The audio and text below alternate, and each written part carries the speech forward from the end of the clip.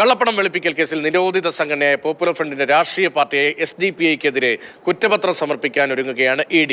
SDPIക്ക് ലഭിക്കുന്ന ഫണ്ട് ഉൾപ്പെടെയുള്ള കാര്യങ്ങളെ സംബന്ധിച്ച് ED അന്വേഷണം നടത്തിയിരുന്നു. B. ബാലഗോപാലുണ്ട്. ബാലു, എങ്ങനെയാണ് നടപടികൾ?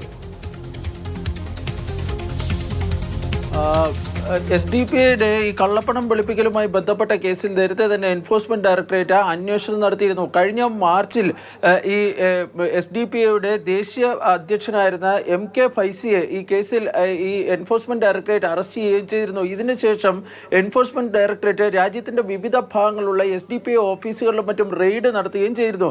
ഈ റെയ്ഡിൽ സുപ്രധാനമായ ചില തെളിവുകളും മറ്റും ലഭിച്ചിട്ടുണ്ടോ എന്നാണ് ഇപ്പോൾ EDയുമായി ബന്ധപ്പെട്ട കേന്ദ്രങ്ങൾ വ്യക്തമാക്കുന്നത്. പ്രധാനമായും ഈ പോപ്പുലർ ഫ്രണ്ടിൽ നിന്ന് നിരോധിത സംഘടനയായിരുന്ന പോപ്പുലർ ഫ്രണ്ടിൽ നിന്ന് പണം SDPIക്ക് ലഭിച്ചത് ഉൾപ്പെടെയുള്ള കാര്യങ്ങളിൽ സംബന്ധിച്ചുള്ള തെളിവുകൾ തങ്ങൾക്ക് ലഭ്യമായിട്ടുണ്ട് എന്നാണ് ഈ എൻഫോഴ്സ്മെന്റ് ഡയറക്ടറേറ്റുമായി ബന്ധപ്പെട്ട കേന്ദ്രങ്ങൾ പറയുന്നത്. ഇതിൻ്റെ അടിസ്ഥാനത്തിലാണ് ഈ കള്ളപ്പണം വെളുപ്പിക്കൽ നിരോധന നിയമപ്രകാരം നിയമത്തിൻ്റെ അടിസ്ഥാനത്തിൽ ഈ പോപ്പുലർ ഫ്രണ്ടിനെതിരെ ഈ കോടതിയിൽ കുറ്റപത്രം സമർപ്പിക്കുന്നതിനായി ഇപ്പോൾ ED തയ്യാറെടുക്കുന്നത്.